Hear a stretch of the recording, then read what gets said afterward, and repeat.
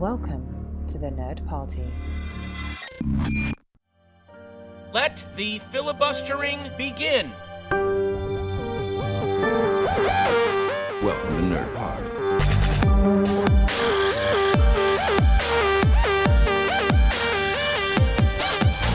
Hello there! Welcome to Filibuster here on the Nerd Party. On today's show we check into the Overlook Hotel to review Dr. Sleep and look back at the original horror masterpiece, The Shining. You know, I once tried to do another podcast about The Shining once, but two people on that podcast didn't take to it. In fact, they took some matches to it and tried to burn it down. So I had to correct them. So round two, and I hope it will go much better this time round, because all work and no play makes Dallas a dull boy. Joining us today is the Danny to my Jack Torrance. It's Lee Hutchison. How are you? Yeah, really good, thank you. And of course, the Torrances would not be complete without Wendy, who is a bona fide ghost story and horror film addict. It's Kim Morrison. How are you? Yeah, good, thank you. Good. That was just teeing up the fact that you're a horror film addict. I'm no way comparing you to the wonderful Shelley Duvall in that performance. That, I was kind of a Jack on that one, and I probably would have bashed her brains in by the end of that movie. She's just, it's just one of those performances. But I think there's scope to potentially get into that a little bit later on for various reasons. But, of course, the film we're going to talk about is Dr. Sleep, which is based on the 2013 novel by Stephen King, which is a sequel to The Shining, and is directed by Mike Flanagan, who has directed Oculus, Gerald's Game, and The Haunting of Hill House for Netflix as well, along with Hush, a very underrated and maybe underseen horror film on Netflix as well, which I can highly recommend. So the film follows the events of The Shining, and it sees a newly adult Dan Torrance must protect a young girl with similar powers from a cult known as the True Knot, who prey on children who use their powers to remain eternally young. So, I'm going to come to Kim for this one first. When did you first hear about them making a sequel to The Shining in the form of Dr. Sleep, and what were your expectations and what were your thoughts when initially you first sort of saw the trailer and realised maybe how unexpectedly close this was going to be to the original? Man, I can't remember when I first heard about it. I think it was like when they first started talking about it, really. It must have been... I definitely knew like who Mike Flanagan was and stuff. I think I'd maybe seen like Gerald's Game and stuff by then, so I was pretty excited to hear that he was doing it. I thought it would be he seems to be very good at horror stuff. Like you said, Hush is amazing as well, and good at Stephen King stuff. So yeah, I was pretty excited. I think in terms of it, yeah, I was quite excited to see what they were going to do with it, really, because the book, there's not too much that was different. Obviously the Shining book and the film, they have some differences. There wasn't too much difference in those that would really affect the film, but there was some like key differences. Like the Overlook Hotel itself is still standing in the book, in the trailer, I should say. So the thing that they were obviously going to go back to that, and that was going to feature quite prominently, was quite exciting, but like I was a bit worried that it was maybe going to overshadow quite a lot of the film as well. So yeah, I was excited, and I was definitely optimistic, because I think Mike Flanagan is amazing at horror stuff. So I was very keen to see it. Cool. And Lee, same question to you. When did you sort of first discover this sequel, and were you looking forward to it?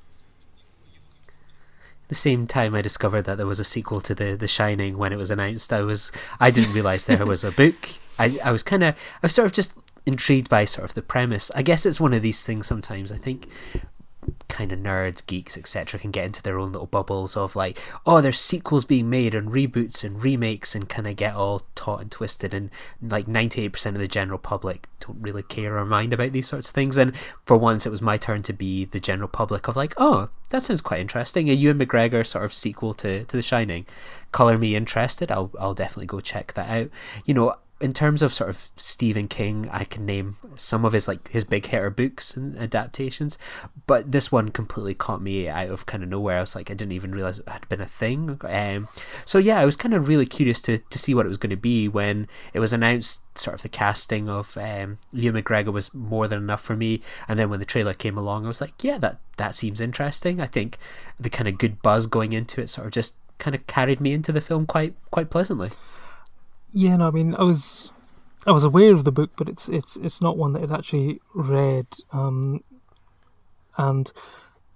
again, it was the casting of Ewan McGregor was like, oh, okay, interesting. But I think it was the trailer, and I can't remember what film it was in front of, but I saw it on the first time at the cinema, and it had an introduction from Mike Flanagan and Stephen King, who were introducing it.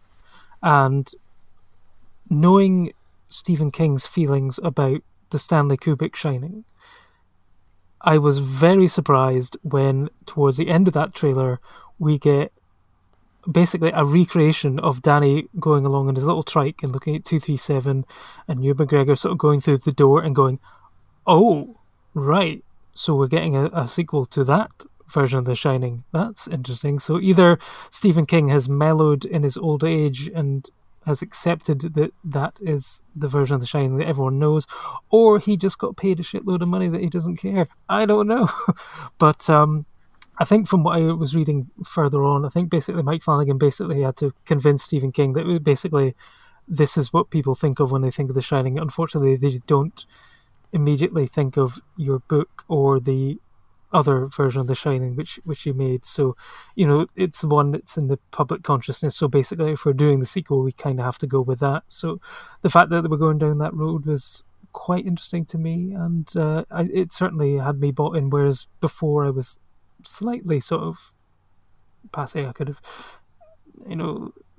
it wasn't anything that I was too excited about, but that really sort of caught my attention. So Kim, what were your initial thoughts sort of coming out of seeing Doctor Sleep? Was it a thumbs up or a thumbs down? It was weird. I think I was really enthusiastic about it until about the last act, and then I sort of lost it a bit there. So I think I came out feeling a little disappointed because it didn't go exactly how I wanted it to. So I mean, overall, it was a beautiful film, and it was really scary, and I thought it was really close to the book, as much as it could be. There were some bits that kind of trimmed out, which I was fine with, because Stephen King has a tendency to just put in a lot of mad kind of side plots that most often get trimmed down in the film version anyway. But sort of in the last sort of chunk, third act kind of bit, was kind of where it lost me a little bit. So I would still say I was quite happy, but not as happy as it could have been maybe. Okay, I think I might have similar issues with it. So we'll discuss the ending. We'll discuss the final act later on. So Lee, okay. You gave this a 4 out of 5 on Letterboxd. So I take it you were quite keen on the final film when you saw it. Yeah, so, and similar to kind of what Kim said, I kind of came out of it going, okay, weird. What I really liked about it, and I think it's more sort of admired, was that I just thought it was a very well-made film that left me incredibly cold. I emotionally never really got into the film, but I just was in my chair for this sort of quite lengthy running time, just going, wow, this is really well made. This is well acted. It's, it's things I don't often associate with the Stephen King films that I've seen. He's not been sort of the director or kind of adaptations really of my cup of tea. I just found it to be a very cold film that would be easy to sort of just go, ugh, kind of a bit bored of this. But it just was well made, well paced. It just felt like one of those sorts of, in a way, sort of Nordic kind of crime TV shows where it's just very slow paced. It goes by its business. The time just whittles away. I felt that with this film, and it wasn't really sort of to the third act that kind of changed gear a little bit. But I thought, yeah, this was just well made. This was a good film to watch on a Wednesday night, and I left quite pleased with myself. Well, good. Well, I'm glad that you enjoyed it. What particular was it about it? Because I think we'll leave the sort of third act aside. So, I mean, essentially, so for the first 2 acts, there's an initial bit at the beginning where young Danny is sort of trying to process the events of what's happened at the Overlook Hotel, and he sort of is talking to the Shining version of Mr. Halloran, and he's putting all his sort of ghosts and whatever into these boxes in his mind in order to be able to process the sort of trauma and stuff. And then it sort of jumps forward sort of to sort of adult Ewan McGregor version of Dan Torrance, who is then basically sort of wandering around sort of aimlessly trying to find a purpose, and then ends up in this small town and ends up getting a job working in a hospice where they sort of ends up with the nickname Dr. Sleep. And at that point, when the old guy calls him Dr. Sleep, I'm thinking, hey, it's the Family Guy thing of basically, cheering whenever they say the name of the film, or this thing on YouTube where they basically end the film. It cuts to the end credits whenever they say the name of the film. They could do that as well. So there's that. So, but it's the thing. It's like, so it's a nice sort of way of him using the shining powers of basically taking and helping these old people sort of pass on to let them know that there is something afterwards. And of course, he's got a cat who helps him do this at this time. And I'm now struggling with a cat in front of me actually during this podcast. He wants to keep getting involved, so hopefully it's not my time yet. But I guess we'll see. But and then at the same point, he's then sort of becoming connected with this girl who is being the target of these sort of ragtag bunch of people who've been around a long, long time, and led by the wonderful Rebecca Ferguson as Rose the Hat, who definitely started off with an Irish accent. Not sure if it stayed there all the way through, but she definitely started off with one. So what do people make of the main villain of this piece in Rose the Hat and Rebecca Ferguson's performance? What I quite liked about that plot line was that it's very low key. Like, I can imagine sort of kind of, I haven't seen It Chapter 2 yet, but having seen sort of It Chapter 1, where it's all kind of like big build up to these sorts of things, everything kind of feels kind of like, it's not even like TV level kind of drama. Like, I've been watching some Buffy recently lately. It's just like, it feels like you watch these kind of vampires and you sort of believe that could be real life, and it almost feels like you kind of stumbled into sort of this slightly bigger budget, really indie movie where it's like there's this guy that's kind of got mental health problems because of things that went on in his kind of childhood, and then there's sort of vampires now, and you're kind of like, yeah, I could go along with that. Like, I wouldn't have been surprised for most of this film if I saw like a A24, Annapurna or Neon at the beginning like this. Like, you get the Shining bits and pieces, but yeah, that's kind of all incidental. Like, it just feels like this kind of like indie movie about someone that goes to kind of battle vampires, and it just, like, even when they sort of have the confrontations, it's just nice and low key. It sort of takes place in kind of like a park. There's shooting, but it's not kind of got the big dramatic music or anything like that. Like, I just thought that was kind of really cool. I think what I liked about Rose the most, and the rest of the True Knot and stuff, was because a lot of the story sort of follows what they're doing as well, like what they're up to, and things that are going on in their life is just sort of as important as what's happening to Danny. I think they did quite a good job of making them, I don't want to say like likable, because they're obviously nasty, horrible people, but I think you were like interested in their story, and they had things to worry about. They were running low on the energy that they stole from these kids, and their sort of older members were taking the brunt of it and starting to die off and stuff, and it was like an interesting story to follow with them as well. And then I think in the scenes where they were like brutally murdering children, it sort of like drove it home like how like horrible and nasty and like desperate they were. But I think, yeah, they did a really good job of making it interesting to just follow them in between all the times when something scary was happening. And I think Rose had like an amazing aesthetic for a villain. Like, her entire wardrobe was fantastic, and her I have this thing about like caravans. I'm like obsessed with tiny versions of houses, and her RV was like absolutely beautiful. I was like obsessed with it every time it was on the screen. It was just amazing. So yeah, I think they were a really good villain, because like you said, they weren't like super over the top. It wasn't like, like Pennywise, or even when they went vampire-y. Like in the book, when she eats people, it's a lot more over the top, like her jaw like unhinges and she's got loads of teeth and stuff. I think they kind of played it down and just made it quite normal. Like, it was something that you could believe that was happening. So yeah, it wasn't too fantastical or anything. So yeah, I liked them. They weren't the like the scariest villains to look at or anything, but just their whole like creepiness and the way they all work together as a team and stuff, and the way all their little powers like work to overpower people and things was really interesting. So yeah, no, I really liked them as a villain. I think as a group they were super creepy. As a side note, Kim, I cannot recommend Tiny Home Nation more to you on Netflix. I don't know if you're familiar with it. I think it's on my list, but I haven't got around to it yet. But I do know that I would love it. It is, for those that are not familiar with it, like, it is a TV show about people that decide they want to downsize their huge houses into tiny little homes, and it's all about people that still want to be able to fit a piano into it, fit in like 3 bedrooms, sewing rooms, study rooms, DJing rooms, etc. like that. It's quite bizarre television, so I highly recommend that. Cool, thank you. Dallas, carry on. I think I have seen that or a show very similar to that on Netflix, so yeah, no, I can recommend it as well. But yeah, I mean, I remember seeing the inside of an RV and thinking, is that a jacuzzi?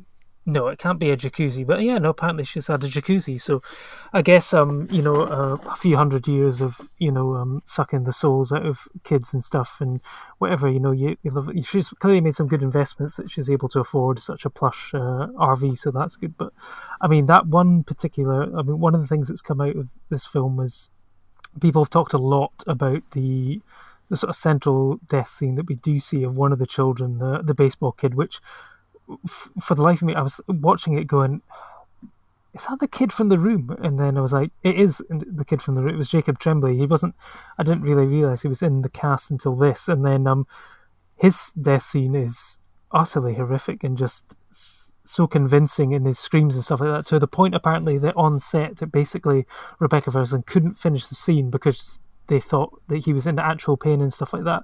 And then he would just get up, laugh and walk over covered in blood and sort of have a chat with his dad and stuff until ready for the next take. Apparently it just threw her completely, but she is fantastic in this. I thought someone sort of referred to her as like the sexy Irish Babadook with the hat that she's got on and stuff, but I think she makes for a really sort of interesting villain, and she's the way she can control people is fantastic. And then also I love the way that Flanagan sort of shot some of the scenes, like that one where she goes into the young girl's head is sort of flying out over the earth and then down into the street and then into her house, and then sort of using that scene in particular I thought was just fantastic and a really sort of interesting new way to explore the powers of The Shining and stuff like that, but in a ways that we haven't seen before, because basically in The Overlook Hotel it was basically just like, as Halloran would say, sort of pictures in a book and stuff like that. So that's what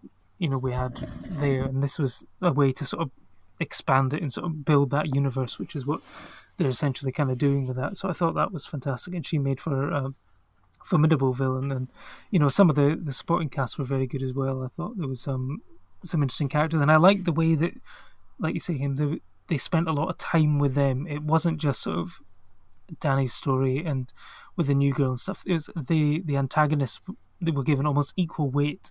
And like you say, I think Lee, you were saying it's sort of like a Nordic crime drama. At some point, it does feel like that. Danny's got to drive across, the country to try and sort of dig up a body to find proof and stuff like this. So it feels like a very sort of small, intimate film at times. And then, of course, it all goes into basically what fans of The Shining and other sort of horror fans are waiting for, and that's the bit where, of course, the only way to take on, the main villain at the end is to go to the Overlook Hotel, because, that's what people are wanting to see. And that's where maybe some of the issues with the film for sort of Shining fans and maybe non-Shining fans occur. So, Lee, let's come to you first, as the sort of non-Stephen King aficionado in the group. What did you make of the final act with it being set in the Overlook Hotel? I quite liked it. Again, I think it sort of ties back to this sort of being on the outside of something like this. I can see why it would bug fans a little bit. It bothered me more sort of something like Ready Player One, where they went back to sort of the Shining world. I just really liked it because it sort of felt like it earned its due. We've sort of done about like an hour and 20 minutes, sort of this kind of small kind of indie movie. We've got like this brutal kind of child death, this vampire story, and then it just sort of like changes gear, and I just felt like it earned that. Like, I hadn't had the chance to rewatch The Shining before the film, but I just felt like it built up to that moment. Like, of course you've kind of got to get back in there and sort of face your literal demons, really. And I really liked it, and I liked how it wasn't sort of the recent tedious trend of CGI reenactments. It was like, oh, these people kind of look like the characters, we'll get them in. And I just thought it worked really quite well. I just thought I got like a little smile from it, and I just thought, yeah, this film has earned that, and I, as an audience member, for going through this sort of 2 hours, have earned this sort of third act kind of twist in a way. Yeah, so Kim, I wanted to bring in a couple of points that Lee's mentioned there. Have you seen Ready Player One? I haven't, no. You haven't, no, because it features a scene which, for me, was my favourite scene in the entire film, and it's one where basically they live in this sort of virtual reality world, and they actually go back into The Shining, and in order to find a clue, an Easter egg, which is part of this giant sort of online treasure hunt thing. And what they did with that is they took the CGI characters and basically put them back into the actual film footage. I was like, how the hell did they manage to pull this off? And then I realised after the film that, of course, both films were made by Warner Brothers, which obviously helps because Warner Brothers produced the original Shining and have the rights to it, and Steven Spielberg has enough clout in Hollywood to basically get away with something like that. And I thought that was a really sort of fun thing to do. But, of course, this film takes it in a different tack, and Lee sort of brought up the fact that they don't go down the sort of CGI de-aging route with this film. They actually bring in different actors and actresses to play the original sort of parts this time. So Dick Halloran is played by someone else. Wendy Torrance is played by someone else who I thought she was fantastic. She managed to sort of nail the vocal delivery of Shelley Duvall really quite well. So first of all, what did you make of the decision to sort of recast the actors in those roles and in another role, which we can talk about as well, I guess, at this point? What did you make of that decision by Flanagan? I thought it was brilliant. Like, I don't know, when we talked about It Chapter 2, we talked about like the de-aging thing and how it was really quite off-putting. And I think the way that they did it in this one was fantastic because they basically picked characters that looked enough like the actors, or at least like the characters that you knew who they were meant to be. Like, you just give a kid a brown bowl cut and you know it's meant to be Danny. Like, they dressed Wendy up in the ponytail and everything. They gave Jack the like really pointy eyebrows and the hairdo. Like, you just knew who everyone was meant to be, and that's like all you need, basically, enough to tie them. They didn't like go over the top to try and make them look like people. They just did it enough so that so they were recognizable. The same with like the ghosts out the Overlook as well. They did a really good job, I think, of just making them all really, like, I mean, some of them were only on screen for like a couple of seconds, and yeah, they were just, you just knew who they were meant to be instantly. So I think it was a much better way to do it. It didn't really take you out of the like film experience like the kids in It did, because they were just a bit creepy from some angles. So yeah, I thought it was probably the best way that they could have done it without it looking a bit strange. Yeah, no, I thought it was a refreshing take, I think, given the sort of frequency we're now seeing these things. Obviously, you know, to go back to last week's podcast where we talked about the Marvel movies and, of course, Scorsese's movie, The Irishman, which features a lot of de-aging, so basically allowing De Niro to play the same character from the age of around about 20 all the way to sort of in his 80s.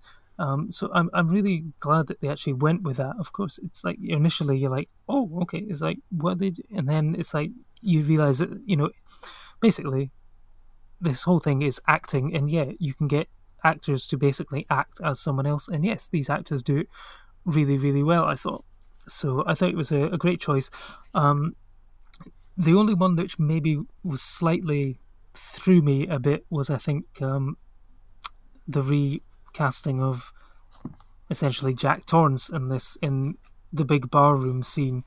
And I'd like to talk about this scene a bit, because this is the scene which, I don't know, this was the scene which kind of took me out of the film slightly.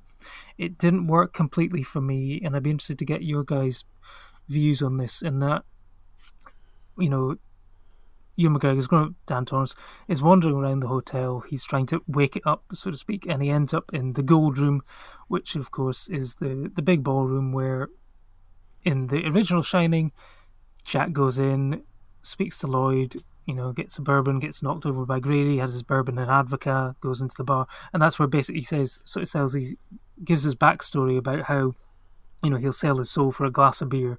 Basically, we get the sort of thing that he's a recovering alcoholic, and, there was an incident where he hurt Danny, and, he's trying to work on his anger and stuff, and that's why he's taken this job and stuff like that. And the grown-up Dan Torrance goes to the bar and ends up having a conversation with someone from the hotel who appears in the guise of his dad and stuff like that. And I could see, certainly in the screening I was at, there was a few sort of people who were like, "Hey," it's like that scene, and it didn't work entirely for me, because it was like a direct reference to a scene in The Shining, but it's a scene that Dan Torrance was never in. He would have had no knowledge of that sort of what took place in that bit. So we're sort of being fed this homage to a scene, but it didn't really work for me because it didn't involve the character as it was. What did you make of that? Kim, I'll come to you first. Yeah, I never actually really thought about that, like what you said, about Dan not having any. I guess you just assumed that he would just kind of work it out that his dad's ghost had kind of been absorbed by the hotel and was just kind of being used by it as a like facade thing, I guess. But yeah, you're right. It doesn't make a lot of sense. I don't know. I wasn't keen on it because I guess it's stuff that happens right at the end, which we might talk about depending, I guess, how spoilery you want to get. But like the sort of character arc for Jack in the book and in the film is very different. In the book he blows the hotel up trying to save his family. In the film he freezes to death while still trying to chop his son up into a million pieces, so he dies a very different death.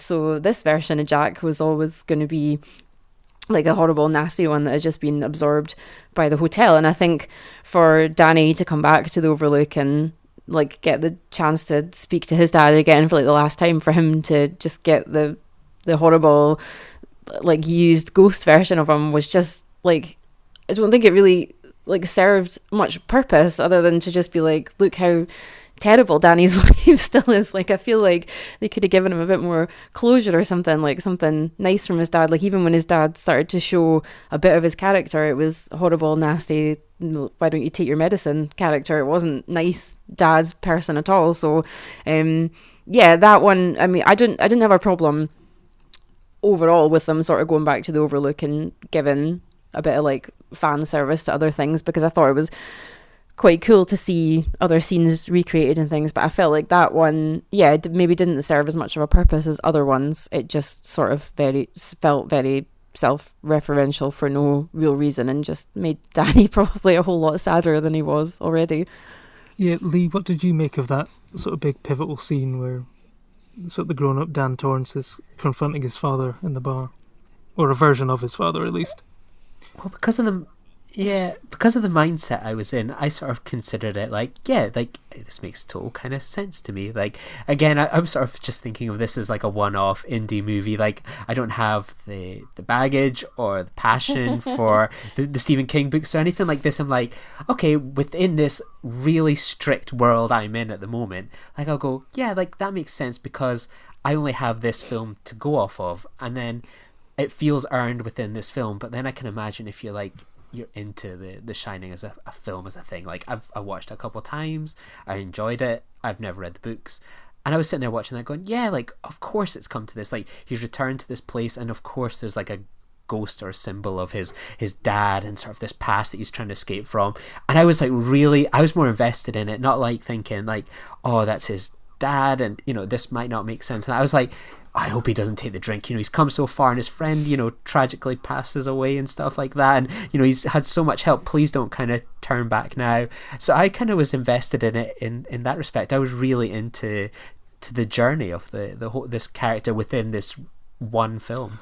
Yeah, because it's an interesting point that sort of Kim made there about the sort of cathartic sort of journey that, you don't get maybe that real sort of sense of resolution, perhaps, if you're a fan of Shining, and knowing what the dad had done to Danny, the chance that he has with him to maybe sort of work through those sort of final issues that he's had with him. It kind of seems like, yeah, it was maybe a missed opportunity with that, but again, it's not his real dad. It's just the hotel trying to claim yet another soul, and like the one that they missed sort of 30 years before and stuff like that. So it's an interesting one, but it was just the fact that the way that scene was set up for me felt like sort of fan service, but didn't really work. I mean, there was other points that really worked for me. The fact when Dan's getting his interview for the hospice job in the office with Bruce Greenwood, the fact that office is an exact replica of the office where Jack has his interview for the caretaker job in the Overlook Hotel. I found that I sort of let out an audible giggle, and I think someone else did in my screening. We were both like, it's like, well, there's at least two Shining fans in this film, because we both recognise that that's the same room, so that's fine. But yeah, I think if we move on to I think we can go into spoiler territory now, because the film came out on Halloween, so it's been out for a few weeks. So we can deep dive into the end, where basically, they recreate quite a lot from the film, although it's now sort of turned on its head. So, we've got the scene where Rosa Hatt comes in and confronts them, where she sort of sees the typewriter and stuff, and then you've got Danny on the stairs protecting the girl, and he's now in the position of his mother with the axe and stuff like that, and then she's even sort of slowly creeping up the stairs trying to sort of seduce him with that. I mean, the fact that she goes with, I'm going to pause here. What did people make of the fact that she went, "Well, hi there," all the time, knowing that Ewan McGregor is now very famous in almost meme-worthy form on the internet for going, "Hello there" in Revenge of the Sith? Was anyone expecting her to say "hello there" at any point, or was it going to be like a "hi there" or a "hello there" off at any point? What did people make of her little recurring introduction? I never considered that connection personally. Yeah, I didn't even know that was a meme until you said it earlier to me in the week. So see, you Dallas are in a bubble right now. I am in my own little world and stuff. It's just me. Okay, pause is off. We'll continue with the conversation where she's basically in the Jack Nicholson role, trying to get up the stairs and stuff like that. And then from that point, all hell sort of breaks loose, where we've got the scene where all the ghosts, former ghosts of the hotel are released, and everyone's attacking everyone. And then Ewan McGregor's Dan Torrance then becomes essentially his dad, because he's got an injury to his leg, and he's then taken over by the hotel and is running after the girl, basically recreating the moves of his father and stuff like that. And we get into room 237, and it all comes one sort of self-referential meta sort of finale. So Lee, what did you make of that? I'll come to you first on that. What did you make of the final ending and Dan Torrance's final decision to basically where we get almost where it becomes the original book again, and that the hotel is destroyed? Yeah, like, as I say, until this revelation from Kim that the hotel blows up. Like, I remember hearing that years ago or something like that about the movies, that sort of, instead of freezing, he blows it up. Again, within, I probably sound like I'm repeating myself, but for me, it made kind of perfect narrative sense within this film of like, yeah, of course he goes back to this hotel, and, he sacrifices himself, so this kid can have a better life and be at peace with her kind of condition that he never was, and that he destroys this hotel and everything kind of within it. I was just sitting there like, yeah, like, yeah, kind of spot on and stuff like that. It was like this character has this really interesting arc, and it felt like it was, you know, with so many of these things, it's like, oh, and there's going to be a sequel, and there's going to be this and that. Within this, it just felt like a really nice journey to kind of go on with Danny, and every sort of creative choice they made, I kind of was able to nod and go, yeah, I like that. And I think that was kind of, again, my sort of thing of that. I thought this was just a really well made, air quotes, sort of indie movie about, you know, this kind of story as best as it could be. I was on board with it, yeah. And Kim, what did you make of the final sort of final decisions by Dan Torrance? So the one part of the ending that I really liked was Rose the Hat's sort of death, because I think in the book it's slightly more anticlimactic. I like the idea of Danny just releasing all the ghosts like from his head and finally using them like for a good reason. Like he's carried them around for all these years, he might as well get some use out of them. So I really like that. I feel like the ending really like screws over like a whole bunch of the characters. I feel like it gave a really disservice like ending to Jack and Danny and Abra, because like in the book of The Shining, Jack sort of I mean, the reason the hotel blows up, if you've not read the book, is the fact that he's supposed to be keeping an eye on the furnace, and he gets so busy being possessed by the ghosts that he forgets to go and check the furnace one day. And when the ghosts realise that he's done this, they run down to the room so he can check it, and he has like a moment of clarity where he's like, actually, you know, I'm past saving, but I could blow the hotel up, kill all these ghosts and save my family. And he does it. But Jack like needed that redemption arc, because he was like, he's such a terrible father and husband like throughout the whole film, the book even, sorry, and he's trying really hard to like be a bit better and just sort of failing. He sort of needed that redemption arc to be like, well, at least he did something good in his final moments.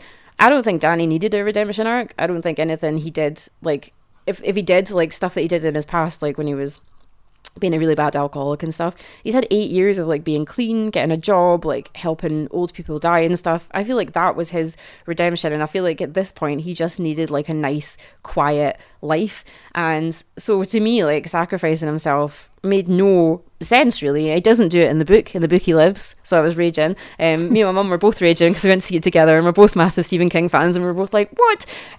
So I was just annoyed at that, but I was just annoyed at the fact that it just felt like in The Shining, when Jack sacrificed himself, it feels like there's a point to it, and when Danny did it, to me it just felt a bit hollow. It felt like they were trying to, I read this article about Doctor Sleep where someone was like, oh, Flanagan puts in loads of extra deaths to like raise the stakes and make it more scary, and I don't think you need that like in a film at all. Like in the original Shining film, like what, 2 people die and one of them's Jack. Like you don't need like loads of people dying to make it scary. And I feel like poor Abra as well, like she ended up exactly like Danny at the end of the film, like he was at the end of The Shining. You know, her dad was dead. She had all the ghosts of the Overlook were now coming after her. Her pal that had a shining power was dead and could only help her like through ghost powers. It just came full circle for her. Whereas it shouldn't have. She as well should have ended up with this like happier life. Yeah, I just felt it was all fine until sort of the point where Danny gets possessed by the ghost, and then like you said, it was just sort of a replay of the original film. And even apparently the whole chunk of dialogue between Abra and Danny when he's possessed is actually lifted from the original book, from between Danny and Jack. So yeah, they went like full homage with that whole scene, but I just felt like it screwed over all the characters as well, because in the book of Doctor Sleep, when they defeat Rose the Hat, Jack's ghost comes back and helps Danny, but like as a nice person, because when he died, he just died normal in the hotel, so his ghost is like there, but it's not evil and possessed by the hotel. So he comes back and he helps Danny, and they have a nice like ghostly father-son wave moment when Danny leaves like the hotel ground, and it's like there's that bit of closure for him with that, like, yeah, your dad tried to kill you, but he was under the influence of the hotel and he tried his best in the end. And I just feel like everyone kind of got screwed out of their nice endings, and it was just horrible. I could listen to you talk about Stephen King all day and stuff like that. I can't aim to make much sense of it, but like it sounds really good. Thanks. Yeah, no, I love the fact. I mean, yeah, Rosa Hat's death in this is rather gruesome, but I think it is well earned and justified, and it's like one of those horror fans sort of punching a moment. She like really glad when it happens.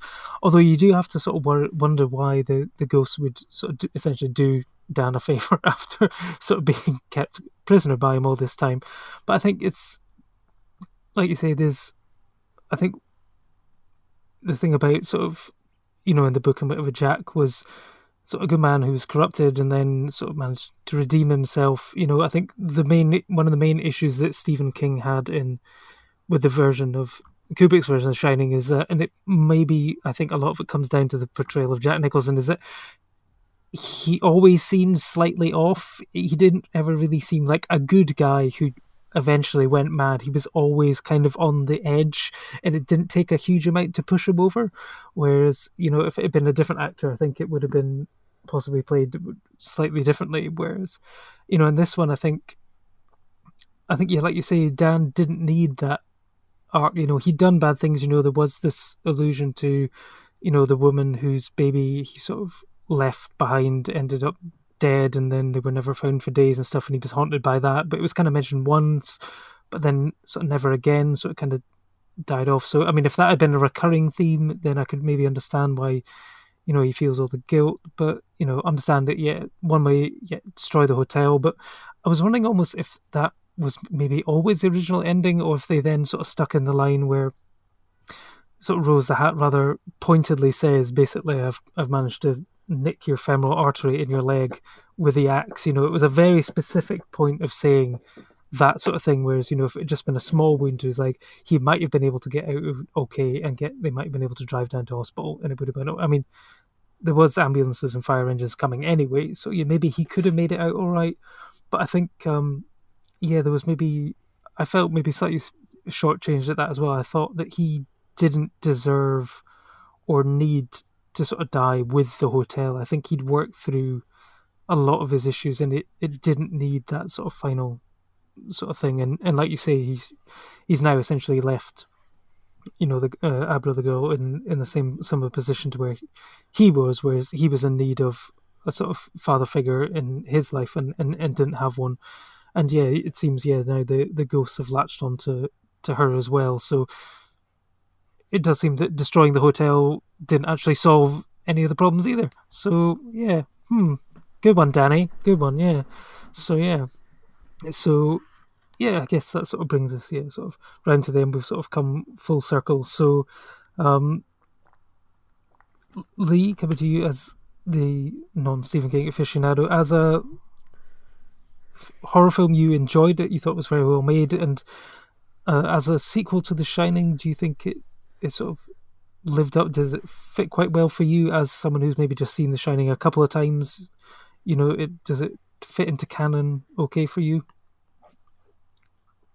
Yeah, fine enough for me. I mean, obviously I haven't seen The Shining enough recently to go, oh yeah, that maybe connects. And there's probably loads of different things that even sort of a noob like me would be able to kind of pick up on if I'd kind of watched them back to back or kind of one after another quite quickly. But yeah, I liked it quite a lot. I thought it tonally fitted in with the Kubrick movie, which worked in terms of like the score. I thought the mood was all there. I just thought, I just thought it was a really good movie for something that is about almost paedophile vampires and a guy that's talking to a young girl across space and time, really, etc. It was all done in such a believable way that just worked for me. And it was similar to the Shining to an extent, that you have these sort of supernatural elements, but you watch and you think, yeah, this seems pretty real. This seems like it could be, part of the real world. Yeah, I'm sure we could all be pushed over in sort of that situations. I think it certainly made it feel like to me that this was a real world movie, and this could easily be some sort of, something you would see at a film fest and go, hey, I checked out this film, Doctor Sleep. It's pretty rad. You should check out, as opposed to here's the sequel that you never knew you really wanted to The Shining. And Kim, for you, how does it fit into Shining canon in terms of the film version, I guess? Yeah, you know what? I did really like it as a film. I'm not gonna say that I didn't. I think all my problems were sort of in the last chunk. But like Lee said, it's just a really beautiful, well made film. I really liked just things like the kind of just like I said, like the kind of subtlety of the vampireness, like it wasn't ever like too much or anything, or the bit where the big tall creepy horrible guy that was in the True Knot was like phasing kind of in and out, things like that, like were just like really like understated effects, but they were really good. I really liked it, and I did, even though like I wasn't sure how it was going to work, making a film version of a sequel that was different to the film that already existed.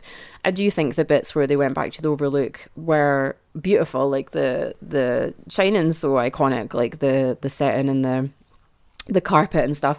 Though, funnily enough, I did show my mum a picture of something related to the Shining carpet before we went into the film, and she was like, I don't get it. And I was like, that's the carpet from the Overlook. And she was like, oh, I've never noticed that. I was like, really? Like, I thought everyone knew what that carpet looked like. But I think it was just beautiful, and the choices that they made to like reshoot as many scenes as possible rather than just take them from the original film, and the fact that they used like the different actors was really cool. So I did really like it as a film, and I think it really worked as a sequel. I just think that with that ending, I feel like they tried to make fans maybe of the original book the happier, like kind of, yeah, like you said at the beginning, it sort of tacked on the engine of the original book and just gave us the different characters in place. And maybe he was trying to make Stephen King a bit happier with that as well, by giving him like the ending that he wanted of just like destroying the hotel and trying to give characters a bit of redemption, even though I don't think they needed them. So yeah, no, I think it's a really good film, and it is beautiful. But I think if you're super attached to the book version of The Shining and Doctor Sleep, that the last sort of half an hour might leave you with a bit of a sour taste in your mouth. But I would definitely recommend going and seeing it, and I think it works really well as a sequel, especially one that's been made like so many years down the line. I think it was, I think you could watch them back to back and it would make complete sense. Yeah, no, I mean, I really enjoyed it while I was watching it, and I think it's the kind of film that if you took off like the first 10 minutes and the last half hour, you could have almost a great sort of different horror movie with no attachment to The Shining. I think you could easily tweak the film to have no relation to The Shining, but because it was written by Stephen King, they've gone down that route, and I think they've maybe stuck too close. I think it's that difficult thing that you say of trying to please too many people, and that it's a book which is a sequel to a book, not the film version of the book, but they've had to go with it being a sequel to the film version, and then it's trying to sort of piece all that together in a way which pleases everyone and works for everyone. And I think because of that, it's not entirely successful, but I do have to applaud how well made it is. Like you say, I mean, some of the touches, like with the deaths of the True Knot, how they sort of die and stuff, is entirely creepy. And it was just funny to see the old really tall one. It was sort of Lurch from the Addams Family, so that was, I think it's the first time I've seen him since the Addams Family on screen, which is quite something. But I think Mike Flanagan is a really huge talent. I mean, The Haunting of Hill House is an incredible piece of TV, and Oculus is one of my favourite horror movies of sort of the last 10 years. I think it's just fabulous. And Gerald's Game, I mean, he's got a history of working with Stephen King adaptations, and that features one of the most gruesome sights. I think we've discussed it on a previous podcast about one of the most truly horrific things we've seen on screen recently, and the degloving scene.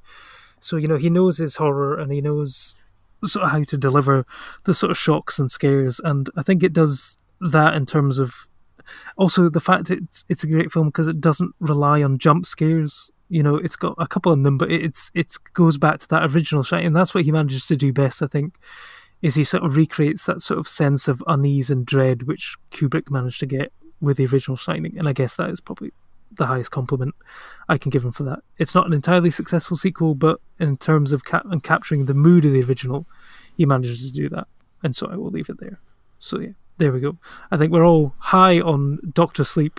Not entirely successful, but it's definitely worth checking out, even if you're not a fan of the original Shining, because it works for both people, I think. So But that's not the only thing we've been watching recently. As always, we have our 52 films by women segment, and I was totaling it up, and apparently we've already managed to list 109 films for recommendation so far this year, but we're going to add another 3 on just now. So, Kim, let's come to you first. What have you picked for us this week?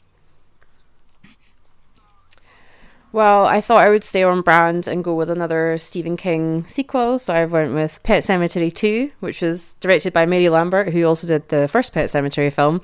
And it's they really lean into the let's bring as many people back from the dead with this Indian burial ground as possible in this film.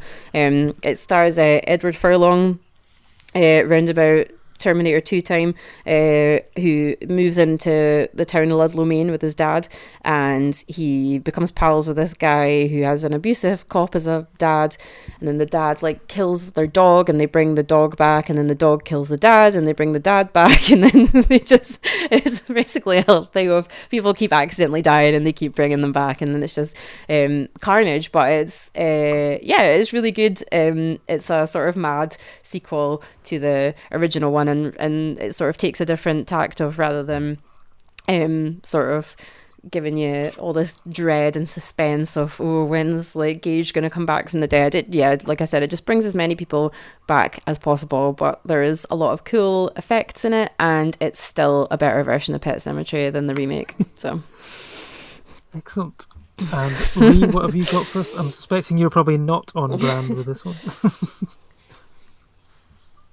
And well, kinda, tenuously. So I've gone for State Like Sleep, directed by Meredith Dunlock. So 1 year after the sudden death of her celebrity husband, Catherine Gran receives a phone call that pulls her back into Brussels and life there, and she's tried to forget. Once back, she discovers a web of secrets that compels her to unravel the mysteries surrounding Stefan's last days alive.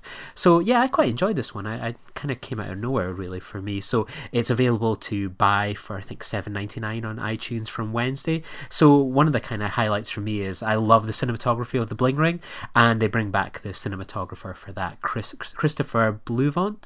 So yeah, it kind of makes sort of Belgium kind of have this sort of amazing kind of sheen, and it gives it this feel of you're going down a rabbit hole of this, why did this person kill themselves, what was the story going on, sort of into this weird underworld, and it's kind of one of those ones it's about 100 odd minutes, and it feels like one of those sort of condensed Scandinavian TV shows, there's my tenuous link, that instead of having to make the commitment for 2 months on Channel 4, you can watch this kind of movie and kind of tick a lot of the same boxes. So yeah, it's got a really good cast. It's got Catherine Waterston, who's still rocking her Alien Covenant haircut from the time this film was produced, so it's a good curtain call for that. It's got Michael Shannon, and so it's kind of a lot kind of to check out. So yeah, one to get on from Wednesday. Actually, I haven't heard of that one before, so I'll definitely be checking that one out. But my pick this week is not on brand, but it's a film which will be out in cinemas on Friday, and it's called Judy and Punch, and that's by director Mira Fox, and this was one that we caught at the London Film Festival, and it's kind of like an origin story of the Punch and Judy show, essentially, where two puppeteers, Judy and Punch, are trying to resurrect their marionette show in a town, and one day basically Punch's temper gets the best of him, and he beats his wife so viciously that he needs to try and hide the body, but it turns out that she's not actually fully dead, and then comes back to take her revenge. And it's got lots of Easter eggs for anyone who knows the puppet show. So it has the origins of the babies, the judges and all that sort of thing. So it's a really sort of weird film, I think it would be fair to say. It's sort of very sort of Terry Gilliam-esque, a very sort of black sense of humour, and I was really quite surprised to find out that there was a trio of sort of brute ruffian characters in this film, and they were speaking Doric, basically, because they used the word gleichit, so it was very odd to see a film with three central characters being from Aberdeen and Aberdeenshire, so that was a bonus for me as well. And so yeah, so this one, Lee, you saw this one. What was your thoughts on this one at the festival? Yeah, I haven't stopped kind of thinking about this movie because it's quite absurd, and it has one of the most intentionally, unintentionally funny scenes involving a baby this year. I'm not going to spoil it in the film because I will tell you afterwards, Kim, what happens if you have no intention of seeing it. But I remember just sitting in the cinema, like I had the lowest of expectations going into this film. I was like to you, I think before going in, like, what the hell am I doing at 8:30 in the morning going to watch an origin story of Judy and Punch? And I came out like it's 3 out of 5 film in my eyes, but I was like, oh my god, that was mental, like bizarre, and like, yeah, it's definitely well worth checking out and contains one of the oddest, but maybe one of my highlights of the year in terms of moments from a film. So yeah, definitely Yeah, no, check I it think out. that was the moment where it got a huge audience, and it was like, oh, right, it's going to be that kind of film. Okay, right, okay, I see where they're going with this. So yeah, we won't spoil the surprise. You can find out. It should be it should get limited to a fairly wide release from Friday, so you should be able to check it out there. But that's a glowing review from us for those films, and we've had a few reviews, from you guys as well on iTunes recently. This week we got a lovely one that said, "Fantastic podcast. Kim with her infectious laugh and horror insight, Dallas with his puns, and Lee with his nerdy chat make for a winner when these three are together." And that was from the rather interestingly named Three Love Three-Way. No judgment here. So, Three Love Three-Way, thank you for the wonderful review. That was 5 stars. And if you want to leave a 5-star review for us, you can always head over to iTunes and leave one for Filibuster, or for the A24 project, where we're currently running a competition where if you leave us a written review for that one, you could potentially win a A24 mug for the film of your choice. So head over and do that. But we'll be back next week with more film-related fun and nerdy puns and horror insight, I'm sure. So we'll catch you all then. Cheers. Bye-bye. Join the revolution. Join the Nerd Party. Welcome to Nerd